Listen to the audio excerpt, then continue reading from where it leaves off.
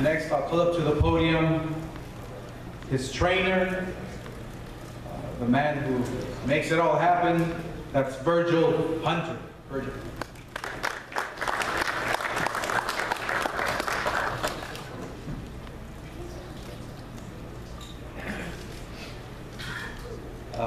Give thanks and pay homage to Showtime, Stephen Espinosa, Al Heyman, Oscar De La Hoya, and Golden Boy Promotions, and all the press out there from the UK and from the United States, the ones I know and don't know.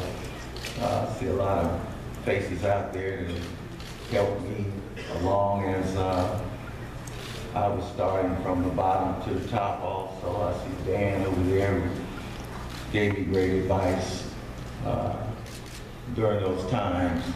Just sort of reflecting back when it all started and sort of tying me into being here at the MGM Grand. I think it's my 4th time here.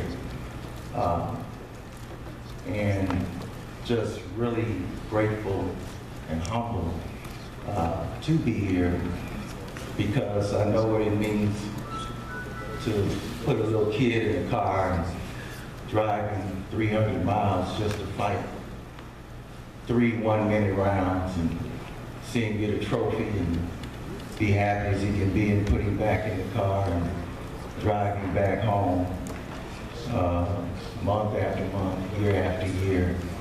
Nothing promised to you. You put it in because he wants to put it in. And that gives me a very good perspective of this sport, because what it allows you to do is to stay in pace with where you are. It also gives you the ability to look ahead, and it also gives you the foresight to look what's coming behind. That's what starting from the root to the fruit does. So when I see all these great champions up here, I've known Devin since he's been 10, 11 years old. So I know what he's cut up. I know how he's cut. I remember Keith watching him as an amateur. And also, I'm very aware of this young man behind me, Errol Spence, who's very well coached, very intelligent fighter. So I know what's going on in this business because I respected the business and started where I was supposed to start from. So when this fight was announced, I knew exactly what we were up against. And you can best believe that I let Amir Khan know what we were up against. And you have to just take it from there. All these fighters are great. And one thing about me is I never, ever count any fighter out at any given time. That's why I would encourage Victor. I would encourage all the guys who had a setback in every other profession in the world. If there's a setback, we applaud them when they come back. But this is the only profession when it's a setback that all of a sudden he's finished, he's done, he doesn't have the capacity to do it again. This is why I serve and love fighters.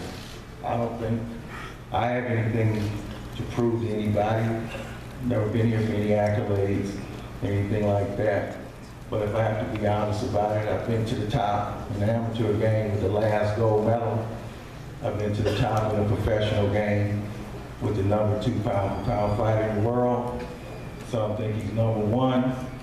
And it's a pleasure to work with Amir Khan, who I feel has the ability to set the bar very high. I never got captured by some of the things and experiences that he had to endure.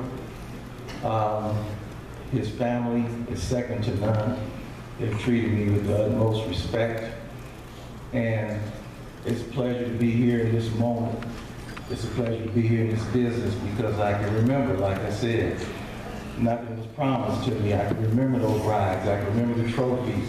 I can remember all the various amateur tournaments. I'm looking at this little fella, Andre Berto, over there. I remember 13 and 12 years old. So I've seen these kids grow.